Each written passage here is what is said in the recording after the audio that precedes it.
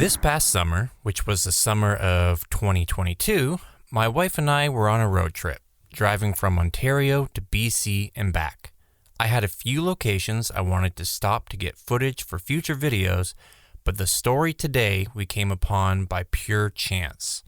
We were on our way to a campground on the southern border of Saskatchewan when we drove past this sign. And then this sign. And well, I was intrigued. I'll bet. And so we followed the giant's footsteps to the Willow Bunch Museum. It was built in the 1910s as a convent for the Sisters of the Cross. Construction was interrupted by the First World War, but the building was completed in 1921. Inside, the chapel remains and is used to display the artifacts from its time as a convent. Now, the subject of today's story is Édouard Beaupré. He was born January 9th, 1881, and at 9 pounds, he seemed like a healthy baby boy. Heck, I was bigger than that. Sure. And it continued that way for the first few years of his life, but sometime between the age of 3 and 6, his family began to notice a growth spurt. Only this growth spurt didn't seem to stop. By the time he was 9, Edouard was 6 feet tall. At 17, he was over 7 feet tall. And by the time he was in his early 20s, he stood 8 feet 3 inches in height and weighed about 375 pounds. This isn't an ideal health situation, and it's certainly not an ideal life situation. Edouard grew up in the prairies. He wanted to be a cowboy, and in his youth he had been pursuing a career in the lifestyle. However, with his stature and weight, it wasn't in the cards for poor Edouard. I've read his feet dragged across the ground while riding horses, and it would also hurt the horses' backs. But the event that had him give up on the cowboy lifestyle, at least for a while, was being bucked off his horse and kicked in the face. The accident left him with a broken nose and, well, a bit of a deformed face. Right, probably more than just his nose was broken. Of course, at this time, there wasn't an NBA league or anything like that could come calling, but there was the sideshow business that could and did. At 17 years old, Edouard set out across North America. For the next few years, he performed as part of sideshows. His act consisted of feats of strength. He'd bend steel bars, lift 800-pound horses, that kind of thing. He once wrestled Canadian strongman Louis Cyr. Edouard lost almost immediately. This lifestyle really wasn't what Edouard had envisioned for himself. You know, the constant gawkers mixed with loneliness and living in quarters not designed for someone his size. Yeah, apparently at hotels, the staff needed to add a trunk with blankets on top at the end of his bed so it was long enough for him. Oh, sounds painful. So all of this, unfortunately, led to him drinking excessively. He was unhappy and still dreaming of the cowboy life, so Edouard moved to Montana to work on a ranch. Unfortunately, as we know, he wasn't built physically for that lifestyle, but to add to his misfortune, sometime over his years of touring, he contracted tuberculosis, which weakened his strength and stamina. So again, he had to give up on his dream of the ranch and go back to showbiz. Eventually, he gets a contract with the famous Barnum and Bailey Circus Company and is working at the World's Fair in St. Louis, Missouri. In the early hours of July 3rd, 1904, after his performance at the World's Fair, Edouard would die of a pulmonary hemorrhage brought on by years of living with tuberculosis. His last moments would have been here at the fair's emergency hospital.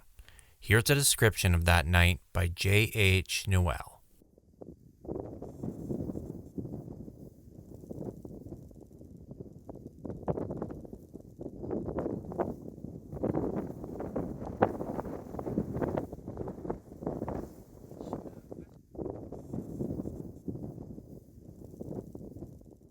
But this isn't the end of Edouard's story. In fact, it only gets stranger from here. The autopsy revealed a tumor on his pituitary gland. This is what caused his great size. It also means he was probably still growing at the time of his death. Wow. After this autopsy, the body was sent to the undertakers Eberly and Keyes. He was embalmed and readied for a funeral. What happens next is a little messy. Historically messy in terms of the historical record. Yeah, but it went something like this.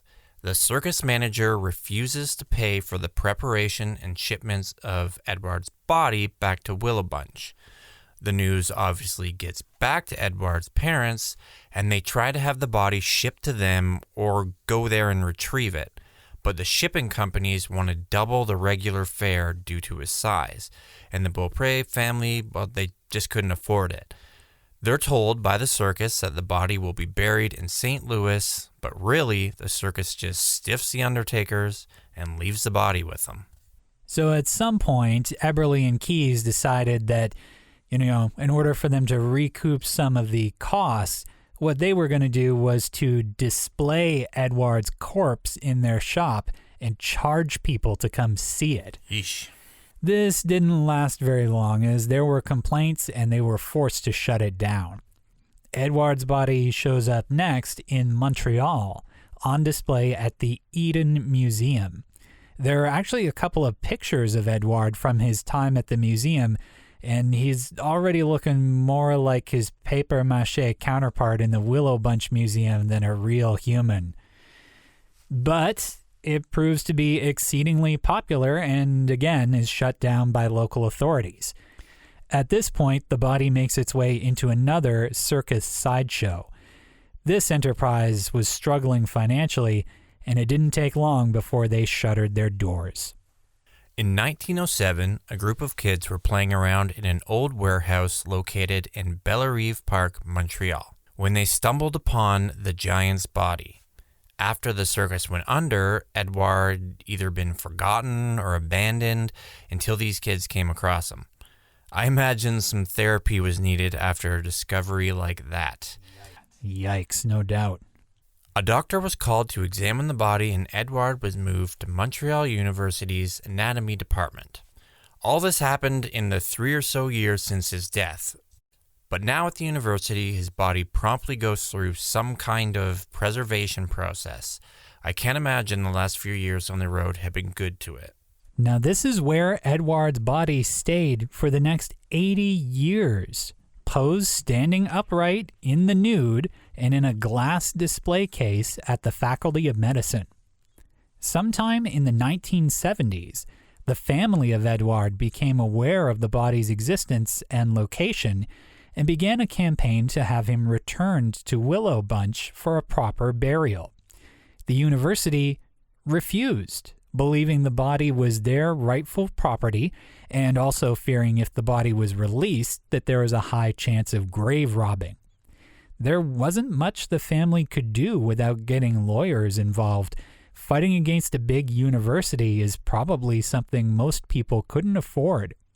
Edouard's family didn't give up, though, and eventually, with the help of the media putting pressure on the university, they decided to return Edouard to his family on the condition that he was cremated.